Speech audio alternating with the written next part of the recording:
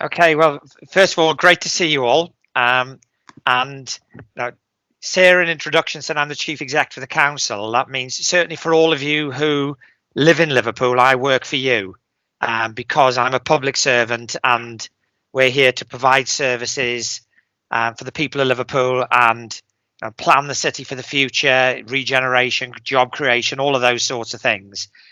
Sarah asked me if I would start off by setting out what my career path has been, and probably initially not very conventional because I left school at 16 and I got a job in what used to be called the Department of Health and Social Security in government. There's probably DWP, or Department of Work and Pensions, is the closest equivalent these days.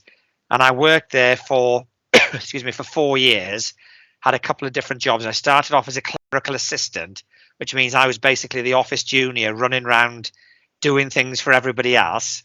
And I worked there for 4 years, did okay, enjoyed the work, but also this is in deepest Pembrokeshire in the southwest coast of Wales. Realised that if I didn't do something more for myself, I was going to get stuck in a job that probably wasn't going to give me what I wanted throughout my career. And so I ended up doing my A levels on a correspondence course because where I lived, the opportunity to get back into education was very limited at the time. And I did my A levels in 9 months on a correspondence course, sat my exams, and I had a plan to go off to university in Bristol and do a surveying degree because I was really interested in housing and development and the built environment. So I went off to Bristol. I passed my A levels, went off to Bristol, did my degree. I was there for 3.5 years, and it was what's called a sandwich course. I had to spend half a year out in industry, although I spent that with a local authority, and then I started work at the end of university. And you're gonna work out how old I am now. This is back in 1989. I can't believe how long ago it was.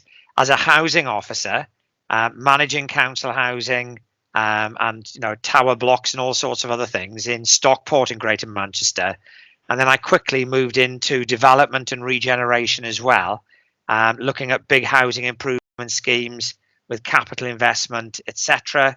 I had 2 jobs in Stockport. I got promoted to a senior housing officer, and then I moved to a council in West Yorkshire and had a job looking at major regeneration schemes there, but housing-based regeneration schemes.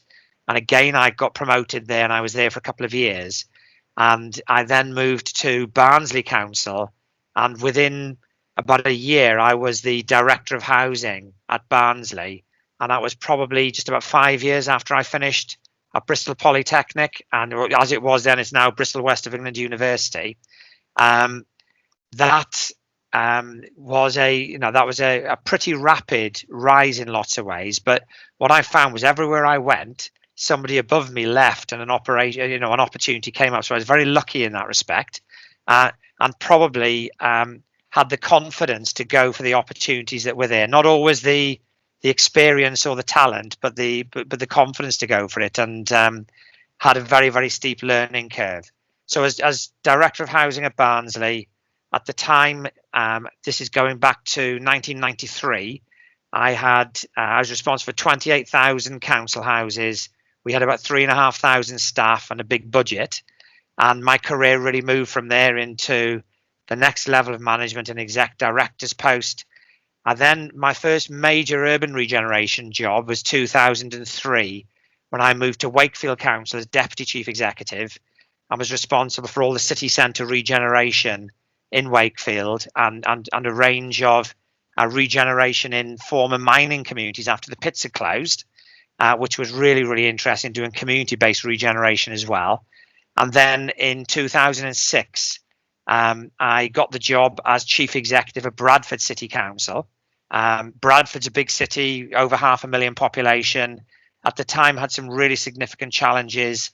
It was only a few years after there'd been major riots in the city and a lack of confidence. So there was a really big leadership role to play in the city to get everybody working together, which is a key part of my job now in Liverpool as well.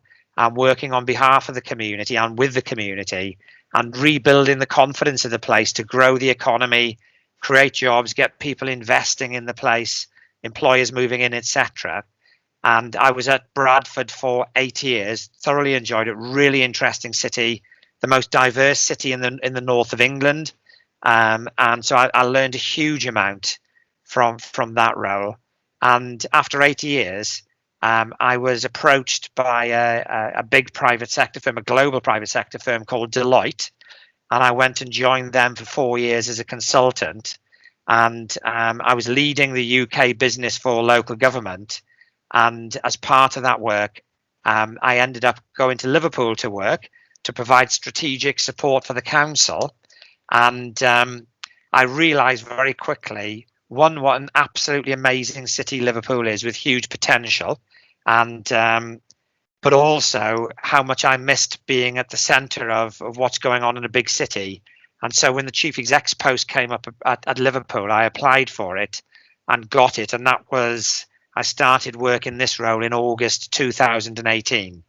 So just very briefly about what my job involves. Sarah's talked about some of the services we provide: refuse collection, all the highway maintenance, managing the traffic system in the city, but social care, looking after vulnerable children, vulnerable elderly people, working very closely with the NHS on all of that, particularly around social care and health.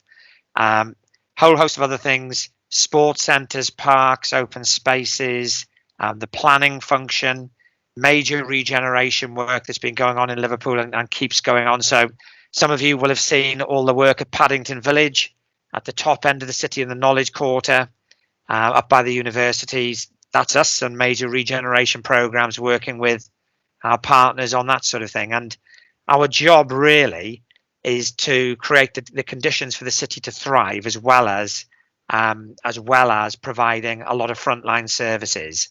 And critically important for me is that we make sure that the growth of the city doesn't leave anybody behind. It's what we call inclusive growth. So there are far too many communities in Liverpool that the success of the last 20 years has passed them by, and in particular young people growing up without the opportunities that should be there for them. Partly that's because, if I'm brutally honest, the education system hasn't always been as good as it should be, and we're working really hard on that and working hard with our schools. But also because the regeneration hasn't been done in such a way that it creates really clear pathways for young people growing up into the city into really good jobs. And the big test of whether we succeed over the next few years is that we're able to do that. And for me, that is the most important thing we can do to get the city to realise its full potential. But one of the things that we've done recently is we've developed a new city plan for the city, and you can see this online. This is very much about bringing all of the public sector organisations together, rather than each doing their own thing, but all working together, but also working with the private sector, the voluntary sector, and developing a set of outcome-based sort of approaches for Liverpool that really focuses on dealing with the underlying issues that's been a long time. So tackling poor health, tackling poverty, tackling poor housing, creating a lot more jobs, improving education, but also building on one of the things that Liverpool has become really famous world over for in the last 10 or 12 years, and that's culture. And Liverpool's seen as one of the most exciting cities in the UK. Quite a lot of you on the call are probably too young to remember European City of Culture in 2008, but it genuinely was a really big deal for the city, and it attracted people from all over the world. And now Liverpool gets 35 million visitors a year from all over the world. Not this year because of COVID, but that drives a huge hospitality sector, great for the economy, and it certainly puts the city on the map, as well as the 2 football clubs and obviously our music heritage and things like that. So really, really exciting city. I think I've got the best job in Liverpool. As Sarah alluded to, it can get a bit challenging on occasions, having to, working with politicians can be great, but can also be a bit frustrating on occasions. And, I get to work with a lot of very, very interesting people, and I work for 500,000 people. That's the citizens of Liverpool.